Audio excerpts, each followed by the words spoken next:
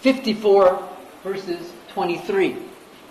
And you might think also that the figure of 23% is a bit surprising. After all, these are people who, in the other question, which political coalition do you support? Walitaja, Kenya Kwanza. And yet nearly a quarter of them were unable or failed to identify any achievement of the government that they support so far. So the question really that I would ask you to analyze, what are these people waiting for?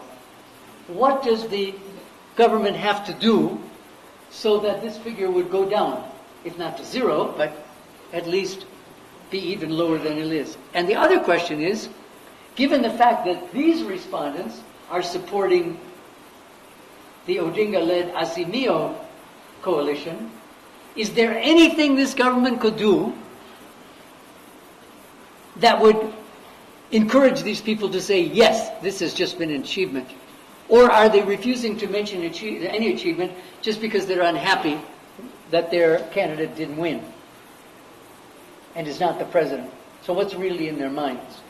But I think this figure at the bottom tells us a lot. Overall, to repeat, the fact that we're only in 7 months of the government, and many of the policies which are being put in place will take time, kuleta matunda, according to the leaders of the Kenya Kwanza government. It's perhaps not surprising that so many Kenyans, kwa jumla, 38%, are saying, bado hawajaona matokeo ya manufaa ya serikali kuu. And this is another reason why TIFA will be wanting to track this question over the next few years and see how these figures are going to change. When we come to the main failure, because then we ask the other question, all right, you've told us the main achievement. What do you think is the main failure? Again, a single response question. Overwhelmingly, it's economic hardship. Again, in a single mention. 37% of all our respondents, slightly more supporters of Azimio mentioned this than supporters of Kenya Kwanza, 41 versus 35, but that's only a 6% difference. And people who would not identify with any coalition, 34%. Also, I could identify economic hardship. Now, we had quite a few answers that weren't entirely clear, but basically they were telling us that promises that were made during the campaign have not been kept. And many of those promises were also economic, as you know. So, to a certain extent, it would make sense to combine these top two figures. Although there were many other campaign promises that were made that weren't specifically economic, but many were. And then we get to other less frequent mentions, like the perception that the war on corruption has slowed down. A lot of cases have been dropped. Increasing public debt was mentioned by, what is that, 6%? Problems in the education sector, so on and so forth. In contrast to the previous slide, where we had many more Azimio supporters saying they couldn't recognize any achievement, now we have rather more supporters of the Kenya Kwanza government saying that there has been no failure, 21%. There's nothing that they failed to do. Whereas 15% of Azimio supporters,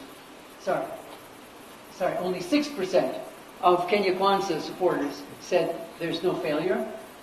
Almost 4 times as many, between 3 and 4 times as many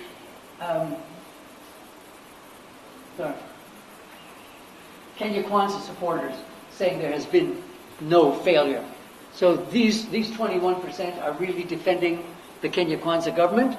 1 out of 5 of them saying there is no way that they have failed up to now. Then we move on to what I said earlier, the last part of this section, when we ask people, tell us 3 things, 3 issues that you would really like the government to address in the remainder of its term. That is, during the next 5 years. So the figures add up to way more than 100% because they were given a chance to mention 3 different issues or priorities.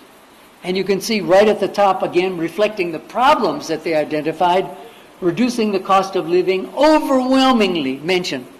And again, it's mentioned by people across the political divide, as captured in these coalitions, or even those who don't identify with any coalition. Just over 70%. No political difference there whatsoever. The next mention, remember people could give 3, was job creation. Again, hardly any difference across the political divide, around 50% for both coalitions and overall. Then comes dealing with problems in the education system, which are basically 2 that were mentioned. The adoption, the integration of the competence-based curriculum and the junior secondaries, and then other issues. Public debt, reducing spending, and then security issues, agriculture, and so on. And again,